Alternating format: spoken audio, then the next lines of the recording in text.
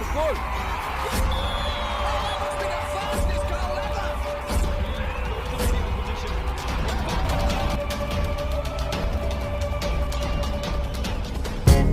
বিশ্ব ক্ৰীড়াৰ গুৰুত্বপূৰ্ণ খবৰ লৈ অহা খেল সংবাদলৈ আপোনালোক সকলোকে স্বাগতম জনাইছোঁ। বিগত সপ্তাহটোত বিশ্ব ক্ৰীড়াৰ কেইটামান উল্লেখযোগ্য খবৰ লৈ আজিৰ এই ভিডিঅ'। প্ৰথমেই টকিঅ' অলিম্পিকৰ খবৰ। ইতিমধ্যে সকলোৰে জ্ঞাত যে মহামাৰী কৰোনা ভাইৰাছৰ বাবে চলিত বৰ্ষত অনুষ্ঠিত হ'বলগীয়া টকিঅ' অলিম্পিক 2021 বৰ্ষলৈ পিছুৱাই দিয়া হৈছে। অৱশ্যে 2021 বৰ্ষতো অলিম্পিক আয়োজন সম্ভৱ হ'বনে নাই সেয়া এতিয়ালৈ নিশ্চিত কৰিব পৰা নাই আয়োজক সমিতি।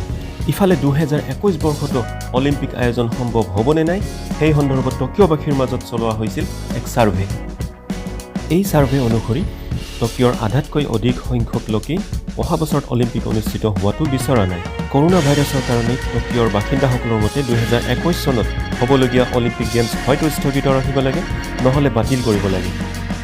জাপানৰ কিয়োটো নিউজ আৰু টকিঅ' MX টেলিভিছনে টকিঅ' অলিম্পিকৰ আয়োজন সন্দৰ্ভত যোৱা 26 পৰা 28 জুনলৈ এক ছাৰ্ভে চলাইছিল। এই সংখ্যক লোকে গেমছ স্থগিত অথবা বাতিল কৰাৰ পক্ষে মত পোষণ কৰিছিল।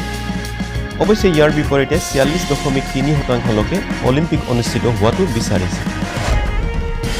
আন এক উল্লেখযোগ্য খবৰ, ভাৰতৰ ৰাজস্থানত নিৰ্মাণ হ'ব বিশ্বৰ তৃতীয় সৰ্ববৃহৎ ক্ৰিকেট ষ্টেডিয়াম। ইতিমধ্যে নক্সা তৈয়াৰ কৰা হৈছে এই ষ্টেডিয়ামৰ। ৰাজস্থানৰ জয়পুৰত প্ৰায় 350 কোটি টকা ব্যয়েৰে নিৰ্মাণ হ'ব এই ষ্টেডিয়াম। এই ষ্টেডিয়ামত ৭৫,000 দৰ্শকে একেলগে খেল উপভোগ কৰিব পাৰিব।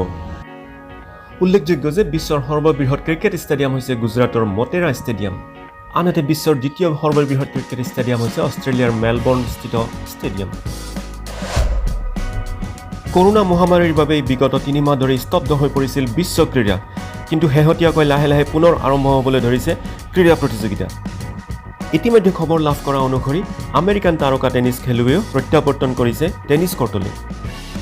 হয়, 23 বাৰৰ গ্ৰেণ্ড শ্লেম চেম্পিয়ন সেৰেনা উইলিয়ামছৰ কৰ্টত অনুশীলন। সংবাদ মাধ্যমত প্ৰকাশ পোৱা বাতৰি অনুসৰি আগষ্টত হ'বলগীয়া US অপেনৰ বাবে প্ৰস্তুতি আৰম্ভ কৰিছে সেৰেনা উইলিয়ামছে। এইবাৰ ইংলেণ্ডৰ ক্ৰিকেট দলৰ বাবে এটা ভাল খবৰ। ইংলেণ্ডৰ এগৰাকী অলৰাউণ্ডাৰ ক্ৰিকেটাৰৰ কৰোনা ৰিপৰ্ট আহিল নিগেটিভ।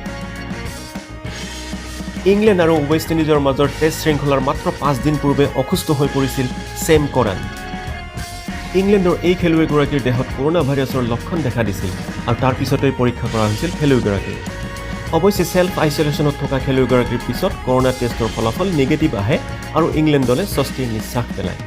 উল্লেখযোগ্য যে অহা 8 জুলাইৰ পৰা ইংলেণ্ড আৰু ৱেষ্ট ইণ্ডিজৰ 3খনীয়া টেষ্ট শৃংখলাৰ প্ৰথমখন টেষ্ট অনুষ্ঠিত হ'ব। আন কেইটামান গুৰুত্বপূৰ্ণ খবৰ। আন্তঃৰাষ্ট্ৰীয় ক্ৰিকেট কাউন্সিল ICCৰ অধ্যক্ষ পদৰ পৰা শশাংক মনোহৰৰ পদত্যাগ। কুইণ্টন ডিককক দ্বিতীয়বাৰৰ বাবে ক্ৰিকেটাৰ অৱ দ্য ইয়েৰৰ সন্মান ক্ৰিকেট দক্ষিণ আফ্ৰিকাৰ। কৰোনা ভাইৰাছৰ মাজতে ফৰ্মুলা 1 কাৰ ৰেচিং ছিজনৰ প্ৰত্যাৱৰ্তন। 5 জুলাইৰ পৰা অষ্ট্ৰেলিয়া গ্ৰাঁ প্ৰি ৰেচ আৰম্ভ।